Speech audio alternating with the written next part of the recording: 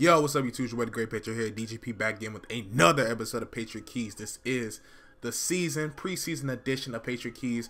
If you guys can't tell, might sound a little bit different, but it's because I have moved into my apartment for college. Yes, so that's why this video is kind of late. I didn't really catch the game when it first went live, but I did. I saw the highlights and then I saw the full game when I read it on NFL Network. So without further ado, let's get into it. So let's talk about the first thing. Dion Lewis, first couple plays that he was in, first drive, I should say. He looked pretty good, looked pretty mobile, looked pretty elusive with some agility in it.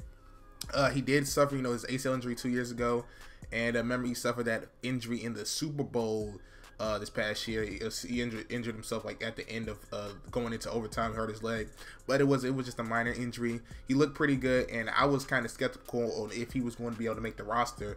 Doesn't mean set in stone, but for him to get the touches early on, since we didn't play that many of our starters, and he looked pretty good, that was a thing that that was good for us. Now, moving on to the second thing, as you guys see some of the highlights of this undrafted rookie Austin Carr making a great leaping catch in the back of the end zone towards the end of the second half. Jimmy G, who wasn't too bad, I think he had about 235, 2 TDs. He was okay. This is basically his opportunity to prove that he can be a franchise quarterback. So he's trying to he's trying to do what he can do with these backups. So if he kills it out here against the backups, then that might give people a chance to trade for him to be the franchise quarterback. So Jimmy G didn't do too bad, but Austin Carr, in my opinion, with the play of the day for us with that big, huge touchdown catch to help us cut it to within 10 points. So Deatrick Weiss, who's a rookie, the 4th round pick, not Derek Rivers, but the 4th round pick.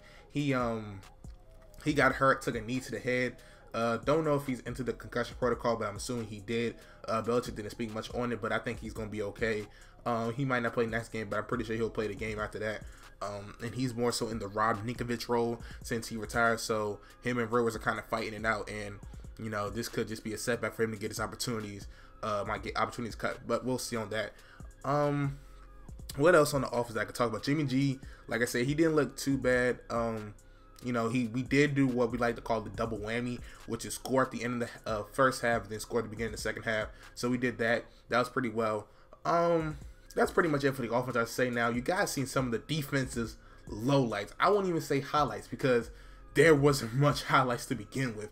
I think we had only one interception this game, but we gave up 3 plays of like 40 yards or more, and they were all for touchdowns. We had a run by I think Grant, number 30 for the Jaguars. Cyrus Jones got burnt on a 97-yard play, and then I think like on like a 50-yard or 70-yard play, he got burned again. Now, as we want to go over it and look at it, let's talk about Cyrus Jones.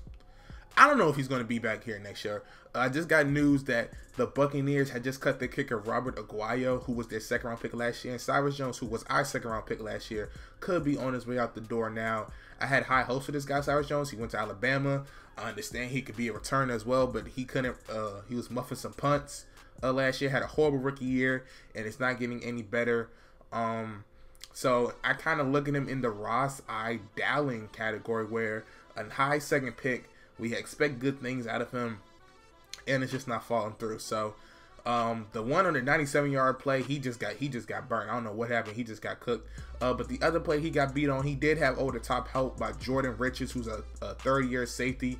Jordan Richards, he didn't help him out in there. He didn't give him any help. So I'm not going to blame that one on Cyrus Jones. But he has to get better and find himself valuable in some aspect, or he won't be on this team, I believe, going into next year.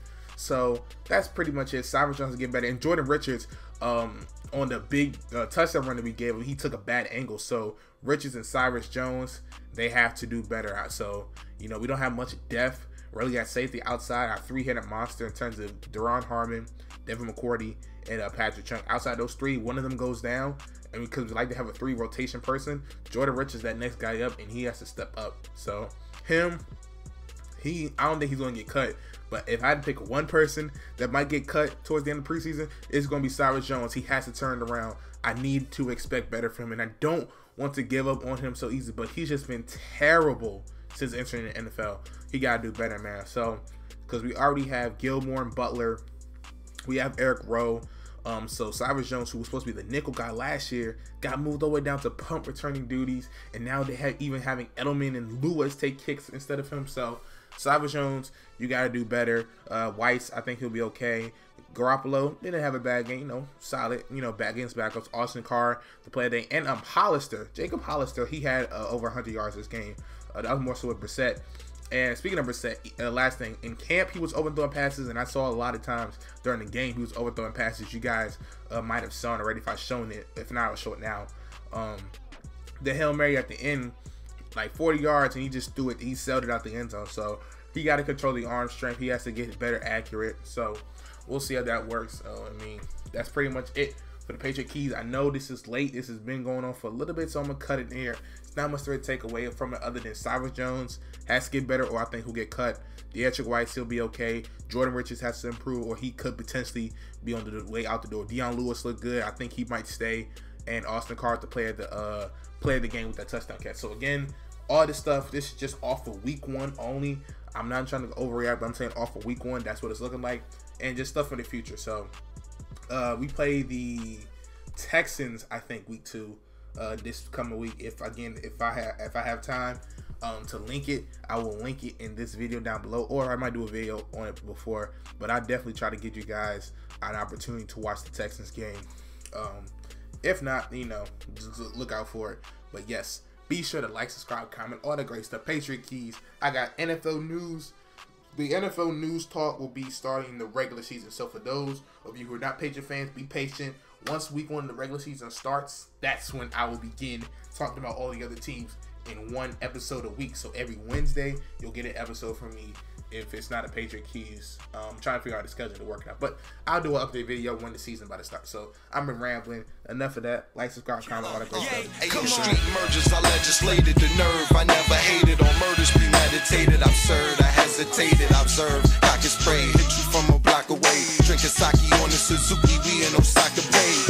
Playing soccer, stupid, stay in the sucker's play.